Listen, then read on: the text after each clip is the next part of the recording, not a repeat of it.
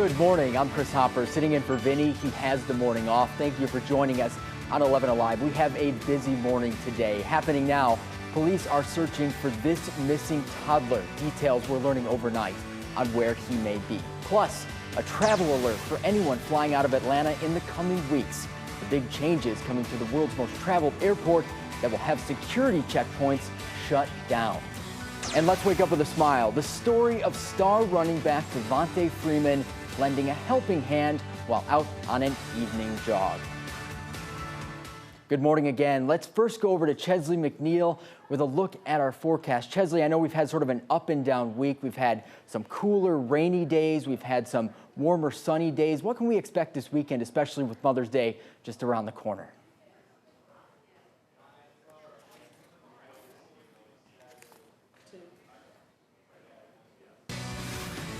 All right, Chesley, thank you. Just into the newsroom, 2 people are hurt after a violent home invasion. You're looking at video from the scene in southwest Atlanta. We're told 3 armed men kicked in the back door of a house before attacking several people inside.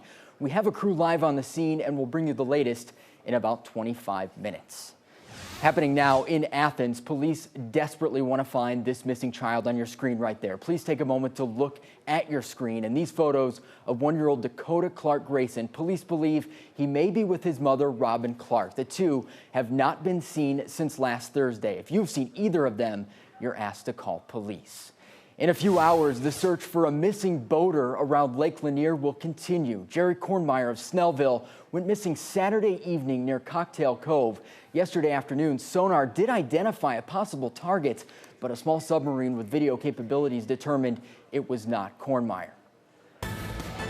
By now, you've likely heard about Governor Deal's decision to shoot down the controversial campus carry bill. We've been following this closely for months, but supporters say they'll be back next year. The governor also issued an executive order to college leaders across the state. They must now send back a full report of what security measures they have in place by August 1st. As for how college students feel, our Caitlin Ross has their side of the story. I honestly wasn't expecting it. Georgia Tech sophomore Jake Orvis rallied hard against campus carry. He didn't know what Governor Deal was going to do with the bill, but he always thought it was a bad idea. There's a lot of high stress. People are just now figuring out life and figuring out who they want to be and who they really are.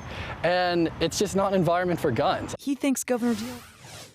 And in total, Governor Deal decided to veto 16 measures that were sitting on his desk. Among the other bills vetoed, expanding compensation benefits to firefighters diagnosed with cancer and the use of drones, saying local governments should refrain from enacting legislation until the FAA does.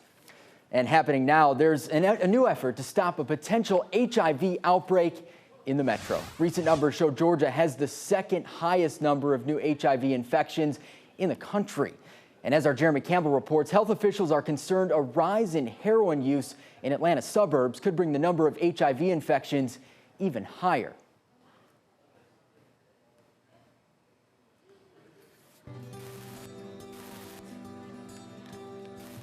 Here's the link. Where there is an increase in heroin use, there's also the potential increase for HIV and hepatitis C exposure through shared needles. And that's why the Fulton County HIV Task Force is gathered here at the Alpharetta Library tonight. Alpharetta is an area within the Triangle that's... And the task force is also targeting young people. They're pushing to incorporate HIV testing into student health services at Atlanta City high schools and Fulton County colleges. It's also hoping to clarify state laws so minors can get HIV tests without their parents' consent. Now take a look at this. This is a story to start your day with. The Falcon star running back is known for his positive attitude and big smile. So this story comes at no surprise, but it's certainly great to see. During a run Monday evening, Devonta Freeman noticed his 82-year-old neighbor struggling with her lawnmower. So he went right up, gave her some help, and they took this photo here and put it on Twitter. The woman recognized him because her kids went to Florida State, where Freeman also played in college. And a travel alert if you're heading to the airport. Hartsfield-Jackson's South Security Checkpoint will close for the time being tonight starting at 7 o'clock because TSA is installing new screening equipment. This is not good. The bad news is the checkpoint will be closed for about 3 weeks, which means you may need to budget in some more time if you're heading to the airport. The good news, TSA will be opening more lines at other checkpoints. This morning, a dangerous intersection has drivers in Conyers calling for a change. So what do you do when that happens?